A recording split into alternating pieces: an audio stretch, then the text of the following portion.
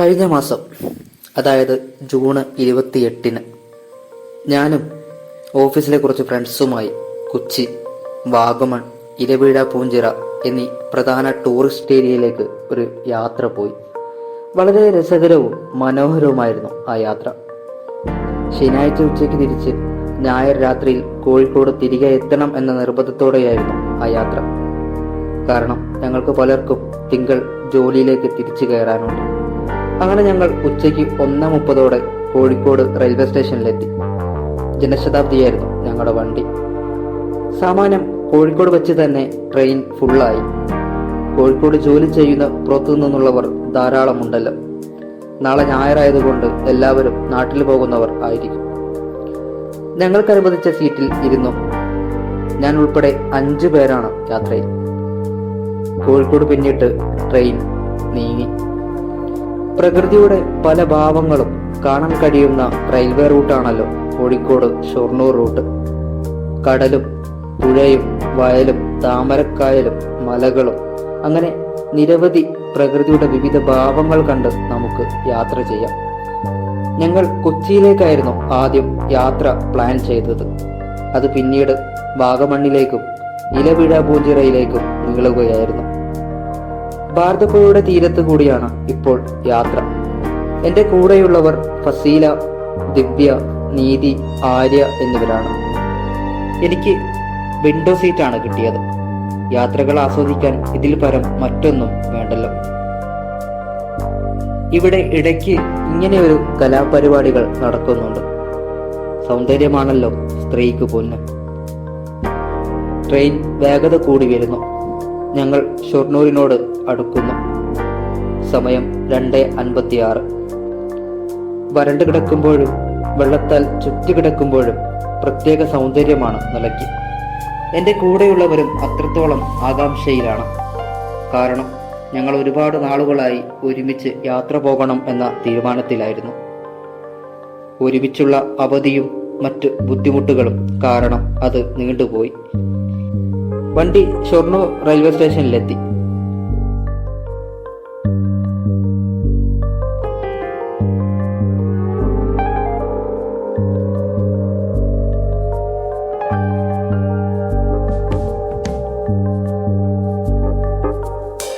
മൂന്ന് 30 ട്രെയിൻ വീണ്ടും ലക്ഷ്യസ്ഥാനത്തേക്ക് കുതിച്ചു. കൊച്ചിയിൽ ശരിക്കും ഞങ്ങൾക്ക് കാഴ്ചകളില്ല. മെട്രോയിൽ കയറണം. പിന്നെ തൃപ്പൂണിത്തുറയിലുള്ള ഞങ്ങളുടെ കൂടെയുള്ള ആര്യയുടെ വീട്ടിൽ താമസിച്ചതിന് ശേഷം പിറ്റേന്ന് ഞായറാഴ്ചയാണ് ഞങ്ങളുടെ ശരിക്കും യാത്ര തുടങ്ങുന്നത്. അതിനായി കൊച്ചി പേട്ടയിലേക്ക് ആര്യയുടെ പപ്പ ജോളി അഥവാ ജോളിച്ചായൻ കാറുമായി വരും. അങ്ങനെ ഞങ്ങൾ ആലുവ പാലവും കടന്ന് എറണാകുളം ലക്ഷ്യമായി കുതിക്കുകയാണ്.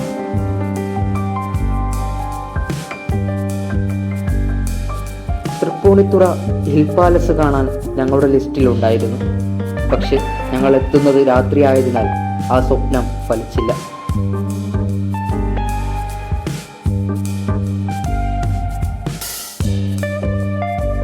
അങ്ങനെ എറണാകുളം ജംഗ്ഷനിൽ ഞങ്ങൾ ഇറങ്ങി. ഇനിയൊന്ന് ചെറുതായി ഫ്രഷ് ആകണം, ചായ കുടിക്കണം.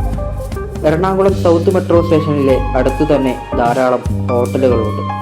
അതിൽ ഒന്നിനെ ലക്ഷ്യമാക്കിയാണ് ഇപ്പോൾ യാത്ര. അങ്ങനെ സൗത്ത് മെട്രോയുടെ മുൻവശത്തുള്ള ഒരു ഹോട്ടലിൽ കയറി. ഈ മെട്രോ സ്റ്റേഷനിൽ നിന്ന് തന്നെയാണ് ഞങ്ങൾക്ക് പേട്ട സ്റ്റേഷനിലേക്ക് പോകേണ്ടത്. നല്ല അടിപൊളി ചൂട് വെള്ളപ്പവും ചിക്കൻ കറിയും പറഞ്ഞു. എല്ലാവരും കഴിച്ചു. യാത്രയുടെ ക്ഷീണമെല്ലാം ആ ഹോട്ടലിൽ ഇറക്കി വെച്ച് ഞങ്ങൾ മെട്രോ സ്റ്റേഷനിലെത്തി. എൻ്റെ കൂടെയുള്ളവരിൽ ചിലർ മെട്രോയിൽ ഇതുവരെ കയറാത്തവരാണ്. അതിൻ്റെ എല്ലാ സന്തോഷങ്ങളും ഞങ്ങൾക്കുണ്ട്. എക്സലേറ്റർ വഴി പ്ലാറ്റ്ഫോമിലേക്ക് കയറി. ഞങ്ങളുടെ എതിർദിശയിലേക്ക് മെട്രോ പോകുന്നുണ്ട്. അല്പസമയത്തിനകം ഞങ്ങളുടെ മെട്രോയും മുന്നിലെത്തി. സമയം 7 മണിയായി. മെട്രോയിലും അത്യാവശ്യം തിരക്കുണ്ട്. ജോലി കഴിഞ്ഞ് വരുന്നവരും പോകുന്നവരും സഞ്ചരിക്കുന്ന സമയമാണല്ലോ. മെട്രോയിൽ മുമ്പ് പലതവണ കയറിയിട്ടുണ്ടെങ്കിലും ദൃശ്യങ്ങൾ പകർത്താൻ എനിക്ക് കഴിഞ്ഞിരുന്നില്ല. അതിൻ്റെ വിഷമങ്ങളെല്ലാം മാറ്റി ആവശ്യമുള്ള ദൃശ്യങ്ങളെല്ലാം പകർത്തി.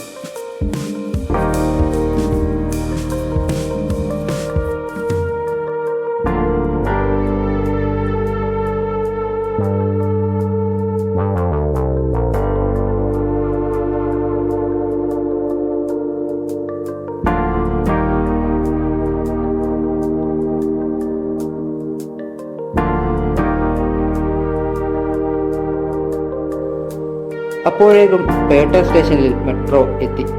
ഞങ്ങൾ പുറത്തേക്ക് കടന്നു. ഇത്തവണ പടികൾ കടന്നാണ് താഴേക്ക് ഇറങ്ങിയത്. ഭീമാകാരമായ പടിക്കെട്ടുകളാണ്. പേട്ട സ്റ്റേഷനിൽ യാത്രക്കാർ കുറവാണ്. കയ്യിലുള്ള ടിക്കറ്റ് മെഷീനിൽ കാണിച്ചു ഞങ്ങൾ മെട്രോ സ്റ്റേഷനിൽ നിന്നും പുറത്തു കടന്നു. പുറത്ത് ജോളിച്ചായൻ എത്തിയിട്ടുണ്ടെന്ന് അറിഞ്ഞു. 7:20 ആയപ്പോഴേക്കും ഞങ്ങൾ പുറത്തു കടന്നു.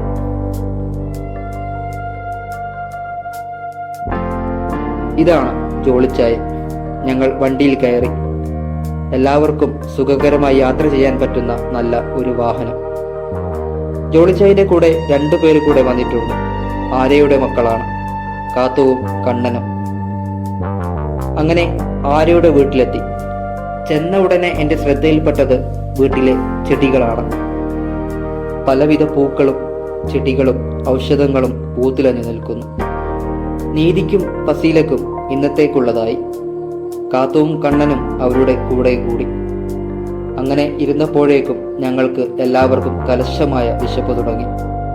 ട്രെയിൻ ഇറങ്ങി മെട്രോ സ്റ്റേഷൻ അടുത്തുള്ള ഹോട്ടലിൽ നിന്നും ഭക്ഷണം കഴിച്ചതാണ്. അങ്ങനെ ഞങ്ങൾ കോലഞ്ചേരിയിലുള്ള തങ്കൂസ് തട്ടുകടയിൽ ഭക്ഷണം കഴിക്കാൻ ഇറങ്ങി. ഞങ്ങൾ ഭക്ഷണം ഓർഡർ ചെയ്തു. ആര്യയുടെ മമ്മയും കൂടെയുണ്ട്. പൊറോട്ട, കപ്പ ബിരിയാണി, ചപ്പാത്തി, ബോട്ടി, ചിക്കൻ 65 അങ്ങനെ വിശാലമായ അത്താഴം കഴിച്ചു. ഞാൻ പെട്ടെന്ന് പുറത്തിറങ്ങി. നമുക്കും കാഴ്ചകളും പകർത്തണമല്ലോ.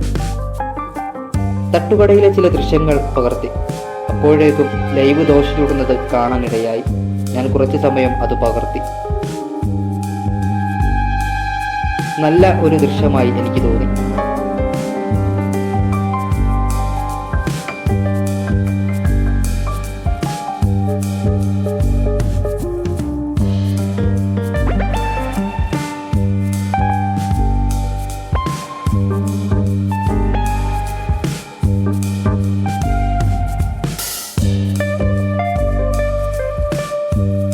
അടിയിൽ പിടിക്കാതിരിക്കാൻ ഇടയ്ക്കിടയ്ക്ക് ജീവനക്കാരൻ മറിച്ചിടുന്നു. അടിഭാഗം തവിട്ട് കളറിൽ ആയിട്ടുണ്ട്. അങ്ങനെ അവരെ ഒരു പ്ലേറ്റിലേക്ക് ചൂടോടെ മാറ്റി.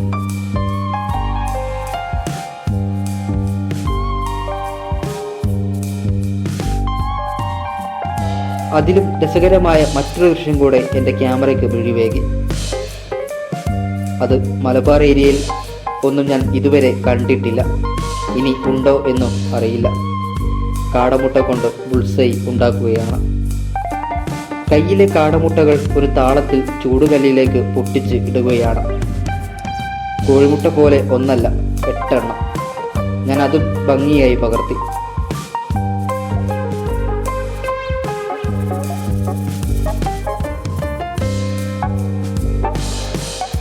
ഭക്ഷണശേഷം കോലഞ്ചേരിയിൽ നിന്നും ഞങ്ങൾ യാത്ര തിരികെ ആര്യയുടെ വീട്ടിലെത്തി.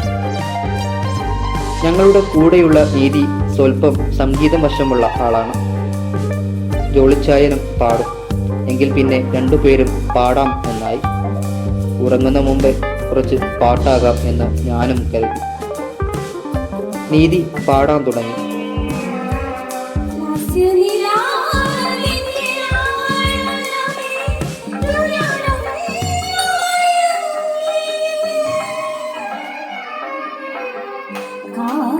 കുറച്ചു സമയത്തിന് ശേഷം ജോളിച്ചായനും ഒരു കൈ നോക്കി.